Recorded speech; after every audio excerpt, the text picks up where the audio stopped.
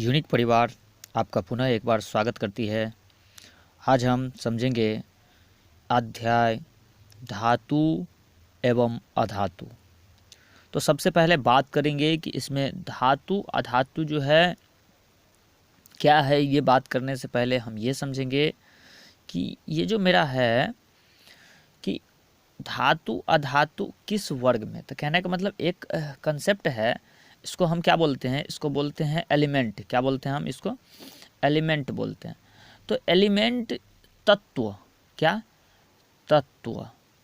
तो ये जो तत्व है, ये तत्व के कितने भाग में विभाजित किया गया है। तो ये जो तत्व है, इस तत्व को कुल 4 भाग में बांटा गया है ना। इस तत्व में 4 कौन कौन से है? तो पहला जो है इसको बोलते हैं हम धातु, है ना। पहला धातु, दूसरा को क्या बोलेंगे? तो अधातु। तीसरा क्या है? तो तीसरा को उपधातु, उपधातु, ठीक है ना। और चौथा क्या है? तो चौथा है निष्क्रिय गैस। क्या है? निष्क्रिय गैस या इनर्ट गैस बोलते हैं इसको, ठीक है। चौथा क्या है? निष्क्रिय गैस, ठीक है। अच्छा, ये जो हम बोले तो इसमें जैसे कि निष्क्रिय गैस जो है वो कौन कौन से है? तो helium, neon, argon, krypton, xenon और रेडॉन। ये सिर्फ 6 निष्क्रिय गैस है, ठीक है। बाकी अब सवाल आता है कि अभी हम बात किए कि ये क्या है, तो तत्व को कितने भागों में बांटा गया है। तो तत्व को टोटल 4 भागों में बांटा गया है। तो सवाल आता है कि तत्व कितने हैं, क्या तत्व की संख्या कितनी है। पूरे अगर टेबल का बात करें कि अभी तक कितने तत्व की खोज हो चुकी है, तो बात आता है 114 तत्व। कितने तत्व की अभी तक खोज हो चुकी है? 114 तत्व। इन 114 में से धातु है, अधातु है, उपधातु है और निष्क्रिय गैस भी है। आप कहिएगा कि हम तो मिश्र धातु का भी नाम सुने हैं। तो मिश्र धातु क्या होता है, इनके बारे में भी हम बात करेंगे। वो बनाया जाता है ना। तो चलिए इसके बारे में हम बाद में बात करेंगे, ठीक है। अब समझे बात को कि ये जो तत्व बोले कि 4 भाग, तो उन चारों में से हम उपधातु और जो अक्रिय गैस है उनके बारे में हम नहीं, मुख्य रूप से इस चैप्टर में, इस अध्याय में हम किसके बारे में पढ़ेंगे? तो धातु और अधातु के बारे में समझेंगे। तो सबसे पहले चलिए मुख्य रूप से इन धातु और अधातु के रूप में ही पढ़ते हैं। तो आइए देखते हैं थोड़ी सी कंसेप्ट मैप के थ्रू कि क्या कैसे हमको पढ़ना है ना।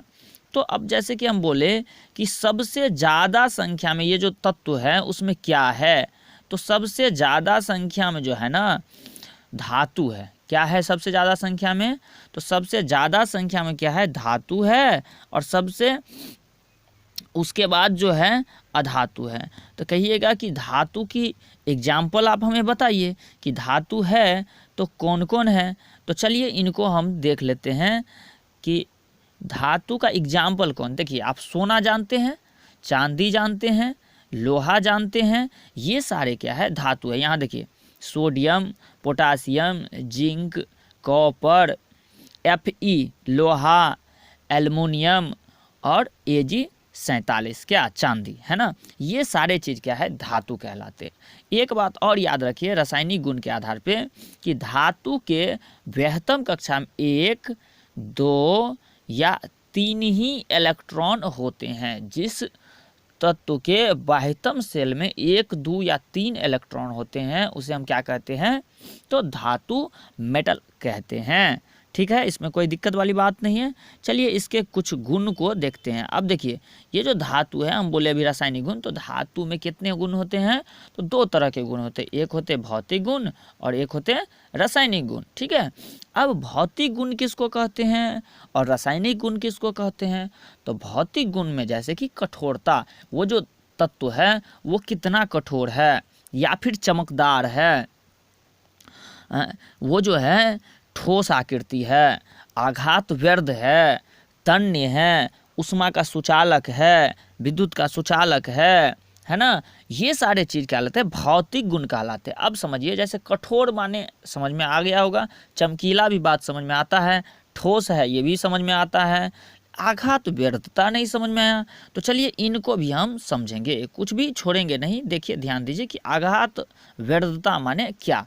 तो आघात व्यर्थ का मतलब हुआ कि जिसको हम पीट पीट करके चादर बना सकते हैं। चादर क्या बना सकते हैं?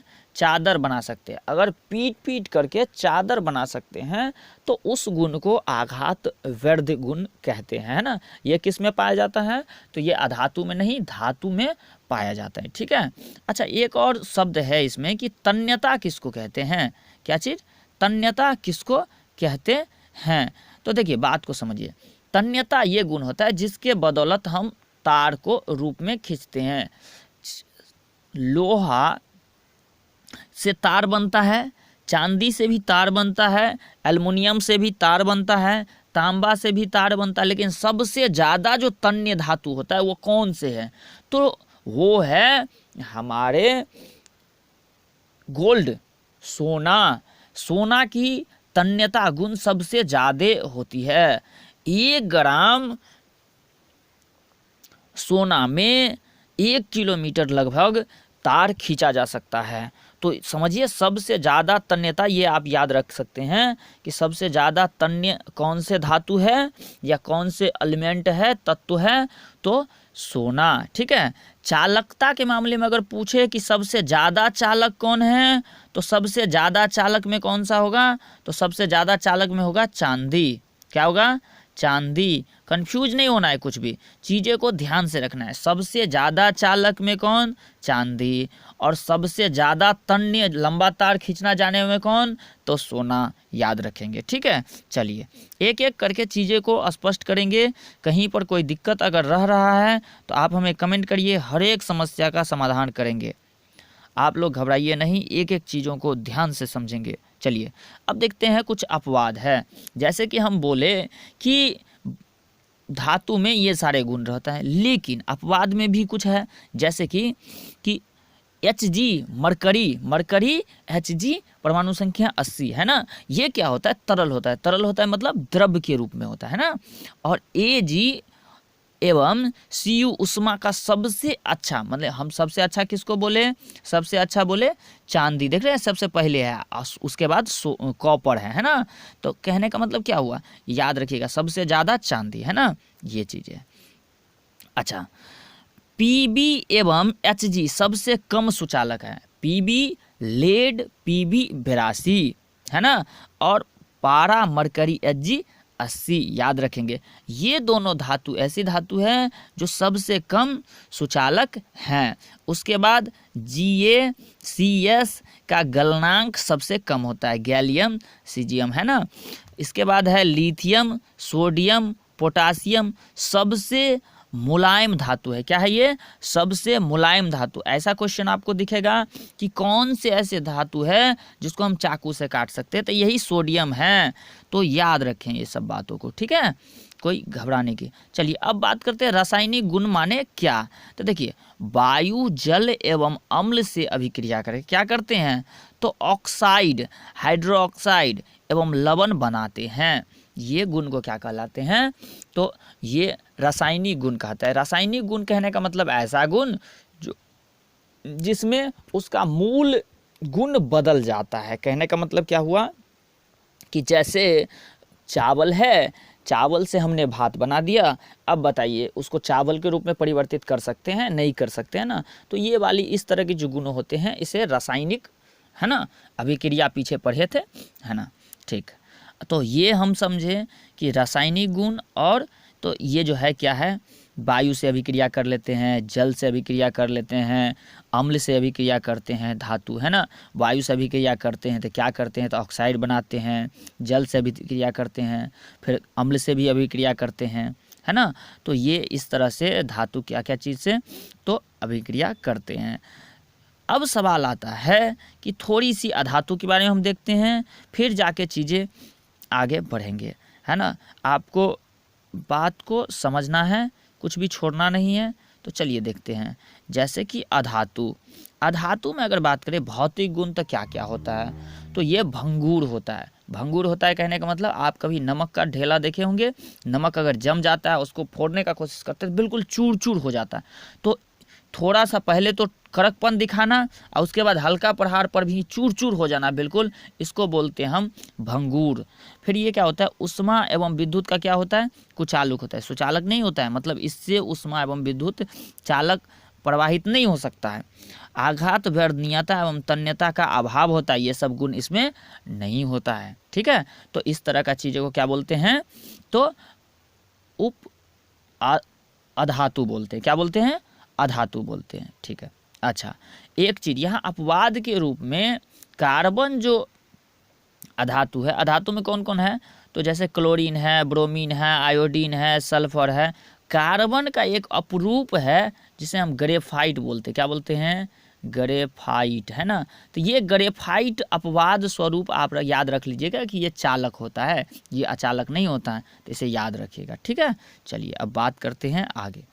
इसके रासायनिक गुण का अगर बात करें तो रासायनिक गुण इसका क्या है, तो वायु एवं जल से अभिक्रिया करके क्या करते हैं, ऑक्साइड एवं अम्ल का निर्माण करते हैं। देख रहे हैं, कार्बन अगर ऑक्साइड से अभिक्रिया करा तो कार्बन डाइऑक्साइड, और कार्बन अगर जल से अभिक्रिया करा तो H2CO3 अम्ल बनाया है। तो इस तरह की चीज़ें सब है, सबको याद रखिए। अगर इनके कहिएगा कि क्या अधातु में भी अपवाद है, तो हाँ अपवाद है। अपवाद क्या है, दो रूपों में हीरा एवं ग्रेफाइट, है ना। कार्बन के कितने अपरूप हैं, रूप हैं, तो दो अपरूप हैं, हीरा एवं ग्रेफाइट, है ना।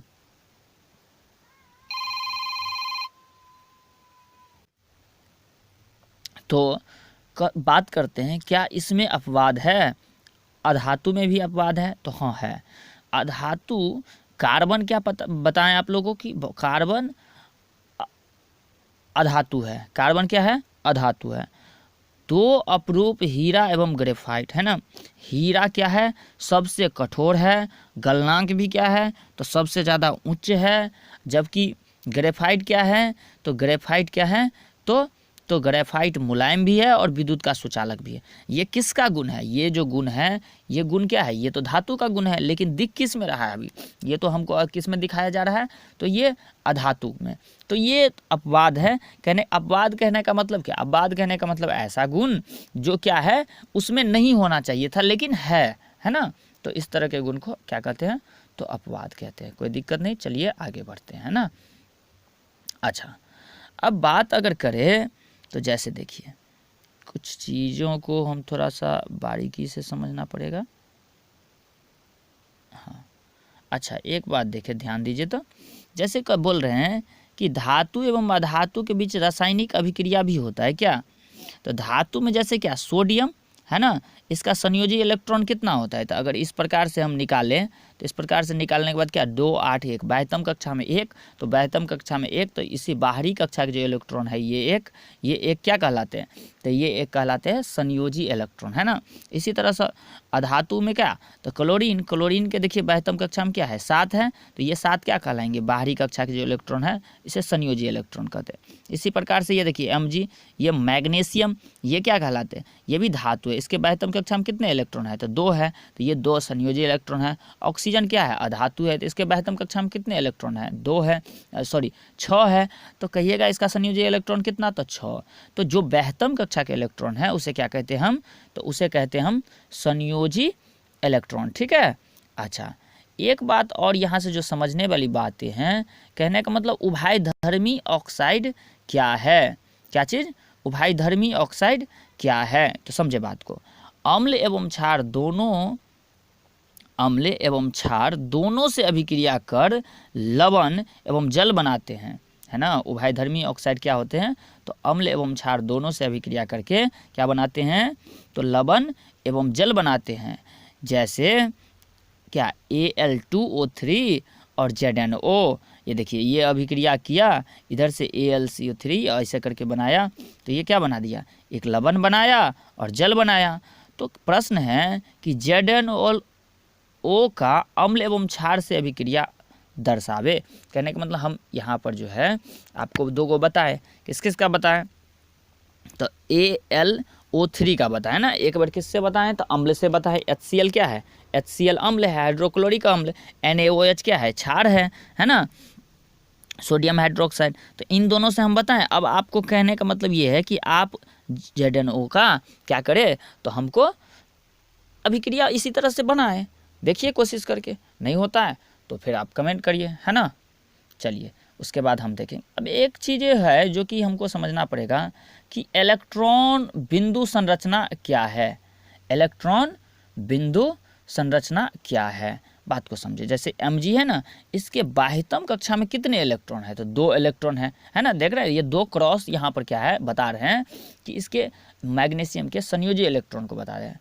अब ये क्या करेगा, ये कभी भी अपने बाह्यतम कक्षा में जो है 2 इलेक्ट्रॉन नहीं रखना चाहेगा, ये चाहेगा कि ये जो Mg के पास बाह्यतम कक्षा में ऐसा बताए देखे थे ना अभी कि 2, 8 और 2 था, मतलब ये पहला कक्षा में 2 गो, दूसरा कक्षा में 8 गो और तीसरा कक्षा में कितना, तो 2 गो। तो ये 2 अगर किसी को दे दे तो इसके बाह्यतम कक्षा में कितना इलेक्ट्रॉन बचेगा, तो 8 बचेगा। तो कोई भी तत्व चाहता है कि हमारे बाह्यतम कक्षा में 8 इलेक्ट्रॉन बचा रहे, इसके लिए क्या करता है, या तो वो अपना वाला इलेक्ट्रॉन किसी को दे देता है या फिर वो किसी से ले लेता है, या नहीं भी ऐसा होता है तो एक और होता है जिसको बोलते हैं सहसंयोजन, है ना, इसको बोलते हैं बंधन वाली बात। तो ये बात को अभी छोड़िए, यहाँ पर आते हैं तो कि ये मैग्नीशियम के पास 2 जो ये संयोजी इलेक्ट्रॉन है, ये क्या करता है, तो ये इनको दे देता है, किनको देता है, तो ऑक्सीजन को 2 इलेक्ट्रॉन कम है क्योंकि बाहरी कक्षा में इसमें 6 है। अब ये 6 किसी को दे तो नहीं सकता है। अगर मान लीजिए हमारे पास भी हम 1 लाख का कोई काम करना चाहते हैं और हमारे पास क्या है, तो हमारे पास 80,000 रुपया है, तो हम 20,000 किसी से लेकर काम कर लेंगे या कहेंगे लो ये भी 80,000 तुम ही ले लो, ऐसा तो नहीं करेंगे। तो क्या करता है, लोग अगर कोई काम करने जाता है और कम पैसा किसी से लेकर वो काम हो जाता है तो वो लेता है। जैसे इसके पास क्या है, 2,000 है तो इसका काम होगा नहीं, ये 6 गुना इसको लेना पड़ेगा, 6 गो इलेक्ट्रॉन किसी दूसरे से, तो ये कहता गया इससे बढ़िया चलो हम किसी को दे देते हैं। तो ये क्या करता है, तो ये दे रहा है ना, तो दे रहा है तो इसका मतलब इसके पास ज़्यादा है, तो इसके ऊपर क्या होता है, प्लस साइन का चिन्ह होता है, और ये ले रहा है तो इसके ऊपर माइनस साइन होता है। तो ये कितना दिया, तो ये 2 गो इलेक्ट्रॉन दिया, तो 2 प्लस, और ये क्या है 2 लिया तो इसके ऊपर 2 माइनस, मतलब क्या हुआ, इस प्रकार से ये MgO बन गया, है ना। तो इसको बोलते हैं हम इलेक्ट्रॉन बिंदु संरचना, ठीक है, कि कौन कितने इलेक्ट्रॉन किसको दिया, इस चीज़ को आप बिंदु के फॉर्म में बताएं। इसी प्रकार से देखिए यहाँ पर नीचे में ये चीज़ किसको दिखाया गया है, सोडियम को दिखाया गया। सोडियम के बाह्यतम शेल में कितना इलेक्ट्रॉन, तो 1 है, कैसा कैसा है, तो 2, 8 और 1, ऐसा ही ना था, मतलब 2 यानी 11 कितना, तो 2 बाह्यतम शेल में, दूसरा शेल में 8 और तीसरा शेल में 1, तो ये 1 इलेक्ट्रॉन 1 क्रॉस 1 क्या किए, इसको 1 कम है तो 1 दे दिए, तो इस प्रकार से ये क्या बन गया, NaCl बन गया। तो इस तरह की चीज़ों को क्या बोलते हैं, इलेक्ट्रॉन बिंदु संरचना बोलते हैं, ठीक है, इसमें कोई दिक्कत वाली बात नहीं होनी चाहिए। अब चलिए आगे बढ़ते हैं। अब आयनिक यौगिक हम किसको बोलते हैं ना, ये बातें समझे। तो ये सारे जो यहाँ पर उदाहरण दिया गया है ये आयनिक यौगिक है। अब आयनिक यौगिक का गुणधर्म कैसा कैसा होता है, ये किस तरह से काम करता है, इस सब बातों को हमको समझना पड़ेगा, है ना। तो चलिए पहले देखते हैं कि इसके भौतिक गुण कैसा होता है। तो ये आयनिक यौगिक जो बनता है, ये जो ऊपर में देखे कि इलेक्ट्रॉन बिंदु संरचना के द्वारा क्या कर रहे हैं, तो ये बिंदु संरचना के द्वारा ये अपने आप को ये कर रहा है कि एक दूसरे को या तो 2 इलेक्ट्रॉन दे रहा है, 1 इलेक्ट्रॉन दे रहा है, या फिर 1 इलेक्ट्रॉन या 2 इलेक्ट्रॉन ले रहा है। तो इस तरह से जो यौगिक बनते हैं ना, यहाँ पर देखिए पीछे में एक बात अभी आपको दिखाए थे, यहाँ पर बना ना, यहाँ पर देखिए जैसे ये बना है ना, क्या बना, ये बना, ये बना, तो इस तरह से चीज़ें जो बन रहा है, तो इस तरह को क्या बोलेंगे, है ना, तो इस तरह के चीज़ों को बोलते हैं आयनिक यौगिक बोलते हैं ना। अब ये आयनिक यौगिक को कैसा गुण होता है, इस तरह से जो यौगिक बनते हैं तो उसका क्या, तो वो कह रहे हैं कि ठोस होते हैं, कठोर होते हैं, भंगूर होते हैं, गलनांक क्वथनांक उच्च, गलित अवस्था द्रव अवस्था में भी विद्युत का चालन करते हैं, इस प्रकार के इनके भौतिक गुण होते हैं। रासायनिक गुण कैसा होता है इनका, तो रासायनिक गुण इनका भी इस प्रकार के कुछ होते हैं कि सोडियम एवं क्लोरीन अपना अपना अष्टक 1-1 इलेक्ट्रॉन को त्याग एवं ग्रहण के अस्थायित्व को प्राप्त करता है। अच्छा कहिएगा ये जो 2 इलेक्ट्रॉन क्यों देता है ना, तो एक बात को समझे कि हम किसी से 2,000 रुपया लेते हैं या किसी को 2,000 रुपया देते हैं, तो हम क्यों देते हैं, हम अपने किसी काम को पूरा करने के लिए।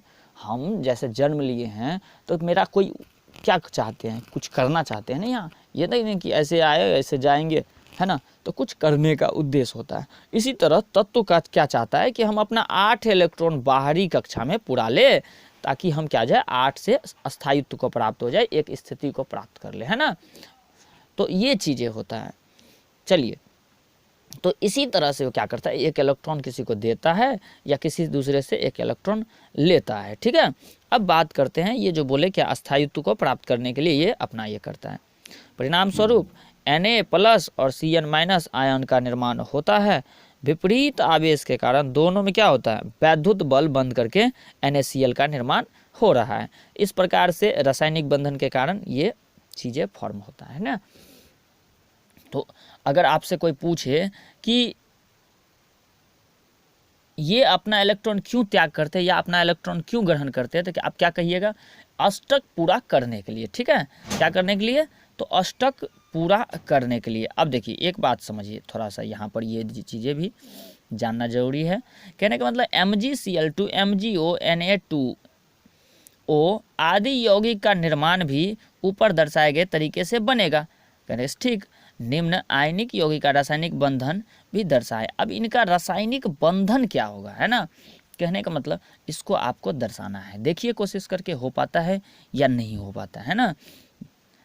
चलिए अब कुछ बात करते हैं, जैसे कि हमारे पास ये जो धातु हम अभी बोले कि 114 धातु है, तो ये 114 धातु जो कहाँ से आए हैं, क्या उसको हम मशीन में बनाए हैं या मिट्टी के नीचे से आया है या आकाश से गिरे हैं, कैसे आए हैं।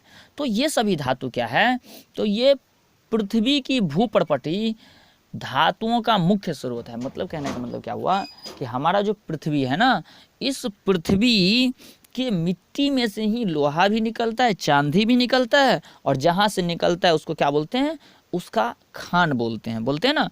तो मुख्य स्रोत क्या है, तो हमारे भूपर्पटी। भूपर्पटी कहने का मतलब हमारे जिस सतह पे हम रहते हैं उस ऊपरी परत को भूपर्पटी कहते हैं।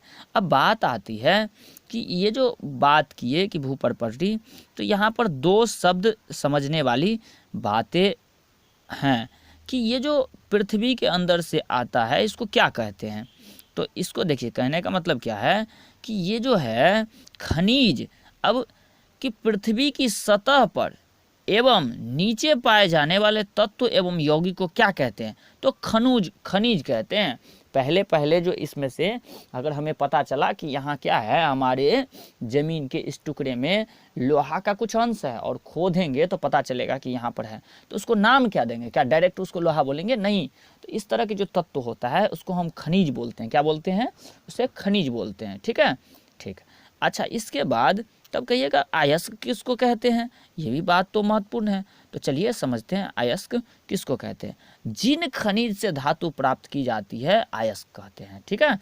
अब बात को समझें, जैसे खनिज तो हम थोड़ी सी भी मात्रा है तो कहेंगे उसको, लेकिन अयस्क किसको कहेंगे, तो अयस्क को हम कहेंगे, अयस्क अलग अलग धातु को अलग अलग अयस्क होते हैं। बात को समझे थोड़ा सा, जिससे आसानी से और कम खर्च में धातु प्राप्त किया जा सकता है वो अयस्क कहलाते हैं, ठीक है। खनिज सभी है लेकिन अयस्क सभी नहीं है। बात समझे, जिससे कम खर्च में और आसानी से धातु प्राप्त हो जाए उसे ही हम क्या बोलते हैं, तो उसे हम अयस्क बोलते हैं, ठीक है। तो एक बात बताएं, खनिज सभी है लेकिन अयस्क सभी नहीं है, ठीक है। अच्छा, अब ये खनिज और अयस्क में से धातु किस में से निकलेगा, खनिज में से निकलेगा कि अयस्क में से निकलेगा, तो प्राप्त तो होगा, पहले पता चलेगा ये खनिज है, उस खनिज में किस चीज़ का ज़्यादा मात्रा में है। अगर लोहा का हुआ तो ये हो जाएगा लोहा का अयस्क, अगर चांदी का हुआ तो ये हो जाएगा चांदी का अयस्क, ये अगर टीन का हुआ तो ये हो जाएगा टीन का अयस्क। अब उस अयस्क से धातु की प्राप्ति होगी। तो धातु की प्राप्ति में क्या क्या होता है, तो धातु की प्राप्ति को क्या बोलते हैं, इसको समझे बात को देखिए। धातु की प्राप्ति को क्या बोलते हैं, तो धातु कर्म कहते हैं। क्या कहते हैं, धातु जो प्राप्ति करने की जो प्रक्रिया है उसे क्या कहते हैं, धातु कर्म कहते हैं। अयस्क से शुद्ध धातु प्राप्त करने की सामान्य प्रक्रिया को क्या कहते हैं, धातु कर्म कहते हैं। इसमें कोई दिक्कत वाली बात नहीं होनी चाहिए। चलिए अब आगे देखते हैं। अब इसमें कहिएगा कि एक शब्द आ रहा है अधात्री या गैंग। तो अधात्री या गैंग माने क्या, तो समझे अयस्क के साथ, अब जैसे समझिए मिट्टी से निकाले तो उसमें मिट्टी होगा, बालू होगा, कंकड़ होगा, पत्थर होगा, वो भी उसके साथ साथ होगा। तो इन सब चीज़ों को जिसकी कोई आवश्यकता है नहीं और वो उसमें रह जाते हैं, उसे अधात्री या गैंग कहते हैं, है ना। क्या कहते हैं? अधात्री या गैंग कहते हैं। तो याद रखें, ये सब बातें महत्वपूर्ण हैं। अब कहेंगे इस सब को हम निकालेंगे, गैंग को तो निकालना पड़ेगा। अब ये जो धातु कर्म में क्या करेंगे? तो वही सब काम करेंगे, इस सब को, गैंग को निकालेंगे, इस सब को दूर करेंगे। अब कहिएगा कि ये जो है कि इसको कितने तरीके से हम निकालते थे। इसमें दो तरीका बहुत ज़्यादा मुख्य है, भर्जन और निस्तापन। ये जो धातु कर्म करते हैं उसमें भर्जन और निस्तापन दो महत्वपूर्ण है। ये भर्जन किसके लिए काम करता है? तो भर्जन सल्फाइड आयस्क के लिए होता है ना। इसमें क्या होता है? तो वायु की उपस्थिति में गर्म किया जाता है उसको। और निस्तापन किसके लिए होता है? तो निस्तापन कार्बोनेट आयस्क के लिए। तो ये ऑब्जेक्टिव आप रख सकते हैं कि भर्जन प्रक्रिया जो धातु कर्म की है उसे किस तरह की आयस्क के लिए प्रयोग करते हैं? तो उसे सल्फाइड आयस्क के लिए। और निस्तापन प्रक्रिया धातु कौन से आयस्क के लिए करते हैं? तो उसे हम कार्बोनेट आयस्क के लिए करते हैं। ठीक है, इसमें कोई दिक्कत वाली बात नहीं है। और निस्तापन में सीमित मात्रा में वायु रहते, मतलब कम। भर्जन में तो वायु रहता है, कोई दिक्कत नहीं रहता है वायु का, लेकिन इस कार्बोनेट आयस्क वाला में वायु की सीमित मात्रा होती है, मतलब बहुत कम मात्रा होती है ना। तो ये सारी बातें सब आपको याद रखना होगा। एक बातें और है, सांद्रण माने क्या, है ना। ये बातें समझना पड़ेगा कि सांद्रण माने क्या। तो आयस्क में उपस्थित जो अशुद्धि है ना, उसको दूर करने की प्रक्रिया को हम क्या बोलते हैं? तो उसे सांद्रण बोलते हैं। चलिए ठीक है। अच्छा, इसके बाद भर्जन को थोड़ा सा हम समझें। पहले किसको समझे? तो पहले भर्जन को समझे। अब एक बात समझे कि भर्जन जैसे कि हम बोले एक विधि है। तो सांद्रण माने तो समझ गए कि अयस्क से अशुद्धि को दूर करना, मतलब सिंपल से बात है, ये क्या सांद्रण हो गया। अब देखिए, जैसे भर्जन प्रक्रिया है तो एक समझे, क्या बोले? सल्फाइड अयस्क। सल्फाइड अयस्क का मतलब है जैसे जिंक धातु है तो जिंक धातु में सल्फर की मात्रा मौजूद है, ZnS है। इसको ऑक्सीजन की उपस्थिति में क्या किए? तो ये जो ऐसे वाला साइन आपको दिख रहा है ऊपर में, यहाँ पर दिख रहा है ना, यहाँ पर, तो इस साइन का मतलब क्या हुआ? इस साइन का मतलब हुआ कि हम धातु को क्या कर रहे हैं? गर्म कर रहे हैं। क्या हुआ इसका मतलब? कि हम गर्म कर रहे हैं। ठीक है। अब एक बात समझे, हम इनको गर्म करें, गर्म करने के बाद क्या होगा? धातु प्रायः क्या होता है? ऑक्साइड के रूप में प्राप्त होगा। किस रूप में प्राप्त होगा? ऑक्साइड के रूप में। तो कहिएगा फिर शुद्ध धातु कब प्राप्त होगा? तो शुद्ध धातु प्राप्त करने के लिए अब हमको क्या करना पड़ेगा? तो शुद्ध धातु प्राप्त करने के लिए हमको देखना पड़ेगा उसमें भी कि हमें कार्बन द्वारा अपचयित है, एल्युमिनियम द्वारा अपचयित, या फिर वैद्युत अपघटन द्वारा क्या करेंगे? पहले इसको हमें किस रूप में? ऑक्साइड के रूप में मिला। ऑक्साइड रूप में अब क्या करेंगे? अपचयन करना पड़ेगा इसका। किसके द्वारा करें? या तो कार्बन से करेंगे, एल्युमिनियम से करेंगे, या फिर वैद्युत अपघटन द्वारा करेंगे। वैद्युत अपघटन का मतलब क्या है? कि विद्युत प्रवाहित करेंगे और जो होगा धातु होगा एक तरफ आ जाएगा और अधातु एक तरफ उसमें से छूट जाएगा। तो इस प्रकार से प्रक्रिया से हमको क्या करेंगे? साथ होगा। ये किसके आधार पर होगा? तो अभिक्रियाशीलता की श्रेणी पर। जो सबसे उच्च होगा उसके लिए अलग प्रक्रिया होगी, जो कम बीच वाला है उसके लिए है। जो निम्न प्रक्रिया है ना, उसमें ज़्यादा माथापैंची नहीं होता, वो तुरंत हो जाता है। लेकिन जो उच्चतम होता है ना, इसमें माथापैंची थोड़ी सी ज़्यादा होती है ना। वो चीज़ें क्योंकि तुरंत वो अभिक्रिया किसी से कर लेता है तो उसमें थोड़ी सावधानी बरतना पड़ता है ना। मध्य अभिक्रियाशील भी ठीक ठाक हो ही जाता है, कोई दिक्कत वाली बात नहीं रहता है ना। अब बात करें कि निस्तापन कैसे क्या होता है ना। निस्तापन, अब निस्तापन समझे, कार्बोनेट अयस्क को वायु की सीमित मात्रा में गर्म करते हैं, ये बात बताएं। यहाँ पर देख रहे हैं एक साइन जो तीर वाला है, इस तीर साइन का मतलब यही है कि हम इसे क्या कर रहे हैं? वायु की अनुपस्थिति में गर्म कर रहे हैं। ठीक है। इसके बाद देखिए, अब देखिए सिर्फ यहाँ पर जो है ना, एक बात समझे कि सिर्फ यहाँ पर हम प्रक्रिया दो है, भर्जन या निस्तापन। इन दोनों प्रक्रिया में क्या है? अलग अलग प्रकार के चीज़ों को ये कर लेते हैं। और उसके बाद जो है ना, ये जो चीज़ें हैं इस तीनों में शुद्ध धातु प्राप्त करने के लिए अभिक्रियाशीलता देखते हैं कि उसका क्या है। पहले तो हम भर्जन या निस्तापन डिसाइड कर लेते हैं कि क्या करना है, और उस करने के बाद क्या करते हैं हम, तो उसके बाद हम देखते हैं कि इसकी अभिक्रियाशीलता किसके साथ है, तो उस अनुसार ये काम को आगे बढ़ाते हैं। एक प्रश्न आप लोगों के लिए यहाँ है कि सबसे अधिक एवं सबसे कम क्रियाशील धातुओं का पहचान करें। तो यहाँ पर देखिए हम कुछ एग्जाम्पल दे चुके हैं आप लोगों के लिए। कहाँ पर दिए हैं, तो ये देखिए यहाँ पर देखिए कुछ एग्जाम्पल है ना, यहाँ पर ये दे दिए। तो सबसे कम वाला ये हुआ इस साइड, और सबसे ज़्यादा वाला ये हो गया। तो इन सब चीज़ों को आप थोड़ा सा ध्यान रखें। अब इसमें छोटी छोटी कंसेप्ट और है एक दो जिसे हम समझेंगे, है ना। जैसे कि अम्लराज माने क्या, है ना। तो ये अम्लराज हम किसको कहते हैं, तो HCl हाइड्रोक्लोरिक अम्ल और HNO3 मतलब नाइट्रिक अम्ल के 3 अनुपात अगर 1 का मिश्रण होता है तो इसे क्या कहते हैं, हम इसे अम्लराज कहते हैं। सांचरण क्या होता है, तो सांचरण क्या होता है, सांचरण एक प्रक्रिया जो धातु जो प्राप्त हुआ इस धातु को का अवमूल्यन होना, मतलब उसके मूल्य में उसकी वजन में कमी होना, है ना। उसमें अगर जैसे आप एग्जाम्पल देखें, जैसे लोहा देखें आप, लोहा के ऊपर क्या होता है, जंग लग जाता है वायु की, अगर मान लीजिए उस पर हम पेंट नहीं करते तो उस पर जंग लगना क्या है, तो जंग लगना सांचरण है। यहाँ पर देखिए लिखा हुआ है कुछ धातुओं को खुली हवा में छोड़ देने से क्या होता है, तो वास्तविक चमक एवं रंग धीरे धीरे गायब होने लगता है। इसे ही हम क्या कहते हैं, सांचरण कहते हैं। सांचरण से कैसे हम बच सकते हैं, तो इसके लिए हम पेंट ग्रीज लगाते हैं, तेल लगाते हैं, मिश्र धातु बनाते हैं जस्ते की परत। अब मिश्र धातु की बात आ गया, किसी 2 धातु कर मिला करके जो बनाया जाता है उसे हम मिश्र धातु कहते हैं। जैसे में समझे, जैसे हम देखिए यहाँ पर सोल्डर किस किस से, तो लेड और टीन को मिला करके सोल्डर बनता है। कांसा किस से बनता है, तो कॉपर और टीन को मिला करके बनता है। पीतल किससे बनता है, तो पीतल कॉपर और जिंक को मिला करके बनता है ना। शुद्ध सोना 24 कैरेट का होता है। कितना कैरेट का होता है, 24 कैरेट का शुद्ध सोना होता है। लेकिन आभूषण बनाने के लिए अगर 24 कैरेट का सोना का अगर उपयोग करेंगे तो वो किधरों मुड़ जाएगा, बहुत ज़्यादा लचीला वो होता है ना। तो इसके लिए क्या करते हैं, उसमें हम मिश्र धातु बनाते हैं, 22 कैरेट करते हैं। मतलब क्या हुआ कि 22 भाग तो उसमें सोना है और 2 भाग क्या है, तो कोई अन्य धातु मिला दिए हैं, तो उसे क्या बोलेंगे, 24 कैरेट सोना। ठीक है।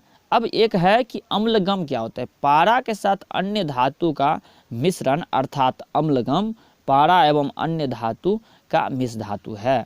तो ये बातें आपको समझ में, इसमें कोई दिक्कत वाली बात है ना। अब इसके बाद देख लीजिए कि चीज़ें अब ये ख़त्म हो गया ये चैप्टर, इसमें कोई दिक्कत वाली बात अब नहीं है ना। यहाँ से हम कुछ चीज़ें डिटेल्स वाली बात है कि कुछ महीन बातें हैं जिससे हम वहाँ तो शॉर्टकट में कर लिए हैं। यहाँ पर हम लिख दिए हैं कि धातु अधातु जो है ना, इसके भौतिक गुण, तन्यता का मतलब क्या है, चालकता का मतलब क्या है, ध्वनिक का मतलब है कि पिटने पर जो टन टन की आवाज़ आती है धातु में उसे ध्वनिक गुण कहते हैं। तो ये आप लोग भी देख लीजिए, उसमें कोई दिक्कत वाली बात नहीं है, सारा चीज़ तो एक्सप्लेन कर ही चुके हैं। ध्यान से कुछ चीज़ें है जिसे हम यहाँ एक्सप्लेन है, खनिज क्या है, अयस्क क्या है, सारा चीज़ तो वैसे हो ही चुका है, तो कोई दिक्कत वाली बात होना नहीं चाहिए। आप लोग देख लीजिए एक बार, है ना। चलिए कुछ बातें हैं बस, बाकी सारी चीज़ें है ना। यहाँ पर देखिए एक चीज़, जैसे कि उभयधर्मी ऑक्साइड है ना, और यहाँ पर क्या लिखे हम, तो जैसे कि एक चीज़ सब ये चीज़ें सब, जैसे ऑक्सीजन के साथ धातु अभिक्रिया करता है तो क्या करता है, तो इसे धात्विक ऑक्साइड बनता है। इस प्रकार से चीज़ें हैं। जैसे उभयधर्मी ऑक्साइड क्या होता है, तो ये चीज़ एल्युमिनियम ऑक्साइड अम्ल क्षार से अभिक्रिया करके लवण तथा जल बनाते हैं, इन्हें क्या करते बोलते हैं, तो उभयधर्मी ऑक्साइड बोलते हैं। धातु जल से अभिक्रिया करते हैं तो क्या करते हैं, तो धातु अगर जल से अभिक्रिया करते हैं तो ये Na धातु जल से अभिक्रिया कर क्या। अच्छा एक चीज़ और है जो ऊष्माक्षेपी के बारे में हम पिछले अध्याय में पढ़ चुके हैं कि अगर अभिक्रिया हुआ और अभिक्रिया होने के बाद उष्मा बाहर निकल रहा है ना, उत्पाद जो बना सो तो ठीक है, उत्पाद के साथ साथ अगर उष्मा भी बाहर आ रहा है तो उसे क्या बोलते हैं, ऊष्माक्षेपी अभिक्रिया कहते हैं, है ना। जैसे सोडियम और पोटासियम क्या है, ठंडे जल के साथ भी तेज़ी से अभिक्रिया कर लेती है, फलस्वरूप क्या बनाता है, हाइड्रोजन गैस उत्पन्न करता है ना। तो इस प्रकार की अभिक्रिया को हम क्या बोलते हैं, ऊष्माक्षेपी अभिक्रिया कहते हैं। धातु अम्ल से भी अभिक्रिया करते हैं। सबसे ज़्यादा अभिक्रियाशील में आप याद रखेंगे सोडियम पोटासियम सबसे ये। और एक क्वेश्चन यहाँ से ये बनता है कि सोडियम और पोटासियम को विशेष रूप से सोडियम को केरोसिन तेल में डुबा के क्यों रखा जाता है? क्यों रखा जाता है? क्योंकि वो बहुत ज़्यादा अभिक्रियाशील है, उसको जब ये हवा में खुला छोड़िएगा तो फट से उसमें आग पकड़ लेता है। तो यही कारण है कि उनको विशेष रूप से मिट्टी तेल में डुबा के ही रखा जाता है ताकि वो ऑक्सीजन से संपर्क ना कर सके। और तो ये सारी चीज़ें हैं, ये सारी चीज़ें। चलिए कुछ अम्लरा देख चुके हैं, सांचरण देख लिए, सांचरण से बचा पेंट करके होगा, है ना। मिश्र धातु क्या होता है ना, तो मिश्र धातु 2 या 2 से अधिक धातुओं को एक साथ किसी अनुपात में मिला करके मिश्र धातु बनाया जाता है ना। आयनिक यौगों का गुणधर्म कैसा होता है, तो कुछ इस प्रकार का है ना। तो चीज़ें अब आज हो गया, ये चैप्टर यहीं पर समाप्त होती है। उम्मीद करते हैं आप लोगों को समझ में आया होगा। चूँकि साइंस टॉपिक में जो चीज़ें हैं ना, उसे हम कोशिश कर रहे हैं कि आपको हम समझा पाए। अगर कुछ चीज़ें छूट रहा है तो आप हमें बताइए, कमेंट में लिखिए, ताकि हम आपकी जो कमी रह रहा है उसे हम दूर करें। आप सबों का बहुत बहुत धन्यवाद हमारे साथ जुड़े रहने के लिए।